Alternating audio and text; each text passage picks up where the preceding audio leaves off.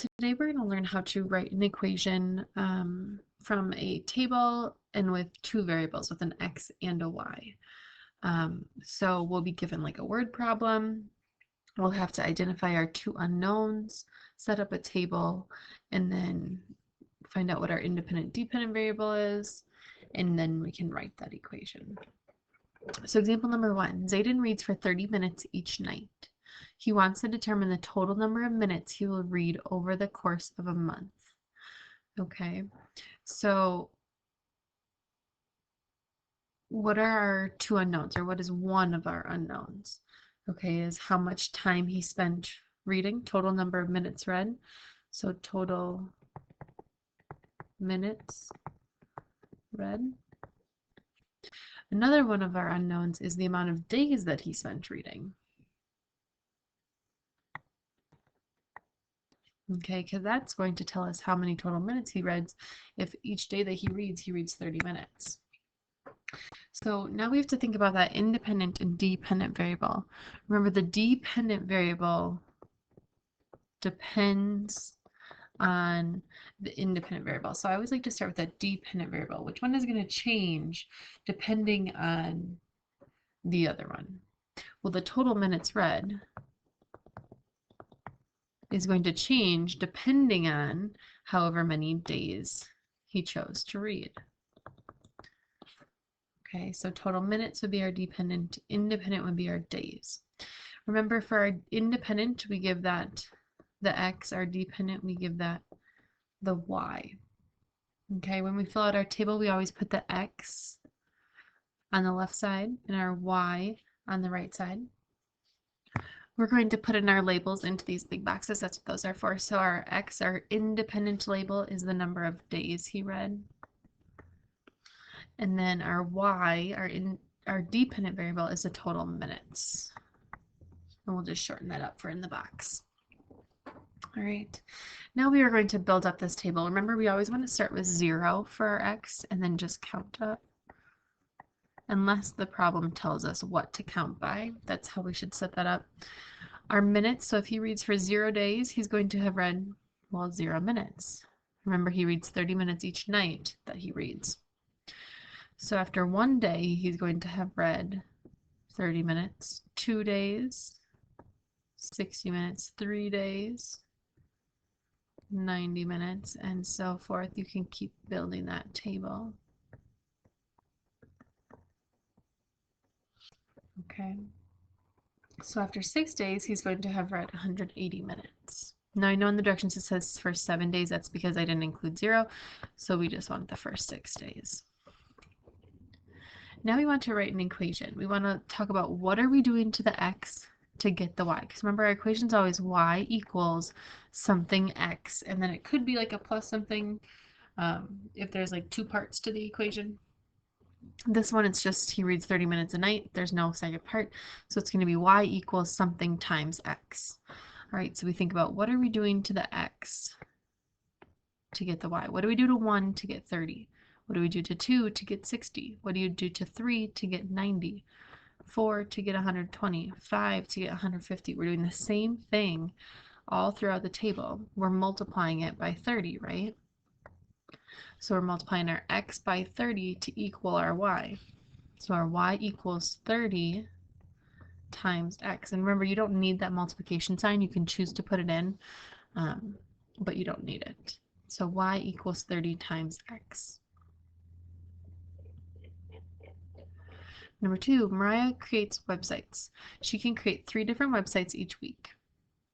Mariah wants to, I just realized I didn't change the second name. Mariah wants to create an equation that will give her the total number of websites she can design after the given number of weeks she works. So let's talk about those unknowns. All right, one unknown is going to be the number of websites she creates. The other unknown is how many weeks that she works. Now let's talk about that independent dependent. Which one depends on the other? Well, the number of websites that she creates is going to depend on how many weeks she's working, right? Because in 1 week she can create 3 websites. So the number of websites is going to depend on how many weeks. If she works 1 week, it's going to be a different amount than if she works 5 weeks.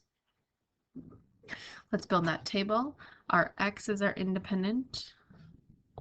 Our Y is our dependent. So our X is weeks. Our Y is websites. We are going 0, 1, 2, 3, 4. I know the direction said 5, but we're going to do 4 because we want to include that 0. So after 0 weeks, how many websites has she created? Well, 0. After 1 week, how many websites has she created? 3. After 2 weeks, how many websites will she have created? 6. After 3 weeks, she would have created 9. After 4 weeks, she would have created 12. So we look at that X. What are we doing to that X to get that Y? Try to find that pattern. Remember, our equation always starts off Y equals. Then we look for that pattern. We are multiplying by 3. So we have 3 times X. Or X times 3 would work also. All right, we've got one more example, and it's going to be a little bit harder of an example. This is going to be the kind that I was talking about that has 2 parts. You'll be multiplying and then doing something after that as well. Lois streams movies through a company that charges $5 a monthly fee plus $1.50 per movie. So don't think like Netflix, because it doesn't have a charge like per show or movie that you watch. Think more maybe like Amazon Prime. You've got to pay for Amazon Prime, but then not everything on Amazon is free. So like you might pay for Amazon Prime, but then you might have to rent a movie for $3, or you might have to purchase a season of a show for like $15. So in this situation, you're paying $5 for that Amazon Prime membership, and then you're paying $1.50 for each movie. We're just, for the sake of this math problem, saying that everything costs the same to like rent that movie. So we are going to first determine our 2 unknowns, our independent dependent variable, fill out our table, and then write our equation. Again, I'm going to change how many movies we're doing that for. So we can just X that out. All right, so what's our unknown? Well, one of them is going to be our total cost. How much is Lois spending? Okay. Our unknown number 2, it's not necessarily going to be how many months she's paying for it. We're talking about how many movies she rents. So the total number of movies. We're just talking about this 1 month. Okay, we're just talking about in this 1 month, what's her total cost, depending on how many movies she buys, which I kind of just told you. Which one is our dependent variable? Well, the total cost, because that depends on however many movies she decides to rent. Okay, remember independent is X, dependent is Y, so our movies go on the left. Our total cost goes on the Y. We are going to start, and we're just going to go 0 through however many boxes we have. 0, 1, 2, 3, 4, 5, 6. If she rents 0 movies, normally we'd say, okay, yeah, she spends $0, but she doesn't. She has to pay that $5 monthly fee. So if she rents 0 movies, she's paying only $5 for that monthly membership.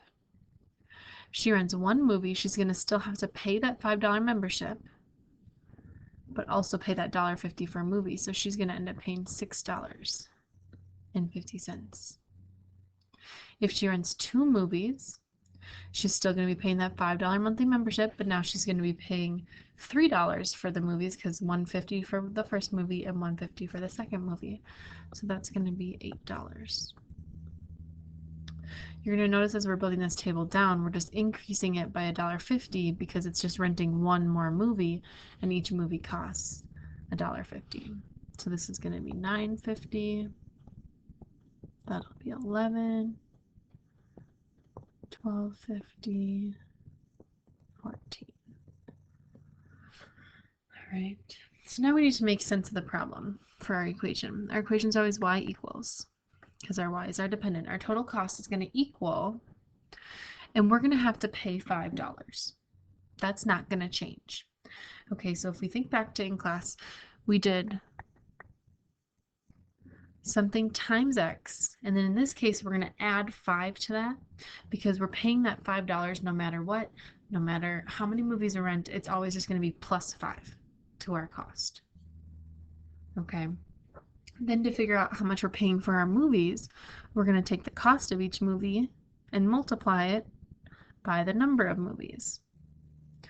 So what are we doing here to get this? We're multiplying it by $1.50 and adding 5.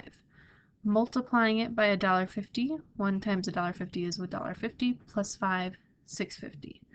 We're taking 2, multiplying it by $1.50 because each movie is $1.50 times 2 is $3, remember? Plus 5 gave us that $8. So we are going to be taking the cost of a movie and multiply it by however many movies we're going to buy, and then add that monthly fee onto it. And that is all for this lesson. So that is writing equations from a table. Next lesson, we're going to go into how to graph them as well.